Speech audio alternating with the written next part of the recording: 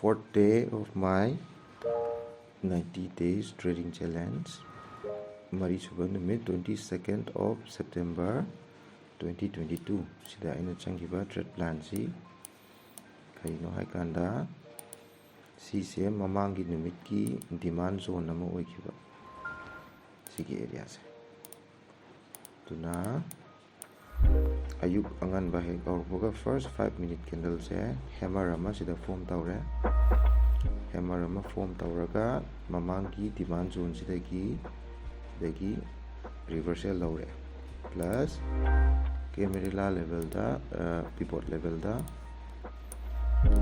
sigi mapa sida tari se camera ki L4 and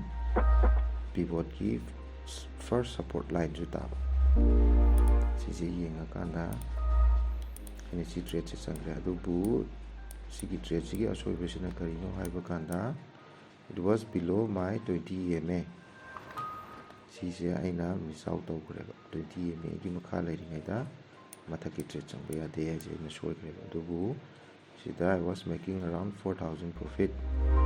juda aina si 20 EMA se pan bakana book to home trade plus ngarangi closing si gap se sabsana fill tawguneba sida gap down tawre si gap se fill tawre 20 EMA su pale sida I should have planned for short position si aina miss tawre greediness paktaba pesa yana pambanina alu tarakan sida touba sa delo se kai bukanda then I waited.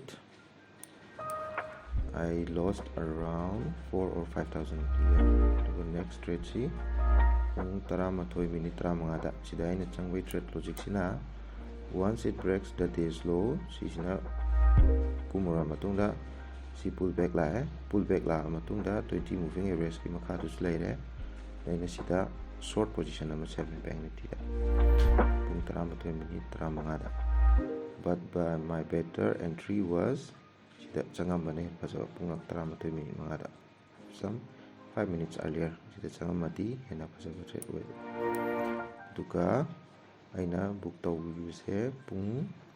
12 minute kuntra mangada I book my profit here. I made a very big profit sida yamna pasaba profit am book tawgra si gilo book tawbai logic se hanagi 16 September ki sida demand zone ma sida laibuse sigi demand zone se yorpagi aina sida book tokiba. Let's check in the pivot tasu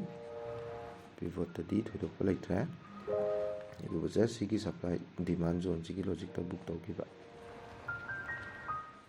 tuka numit sigi oina ahum suba trade aina kaide sangi kanda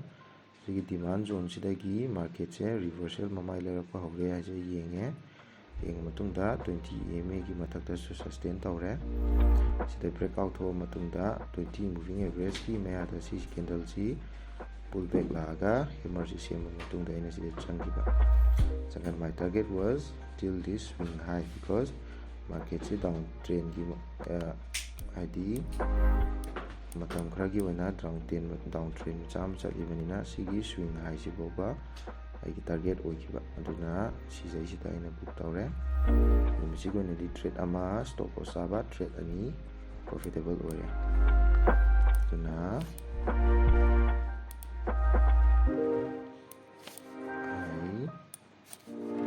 I made some good profit on this day limit da aina tungba se 24,671 tungba so my capital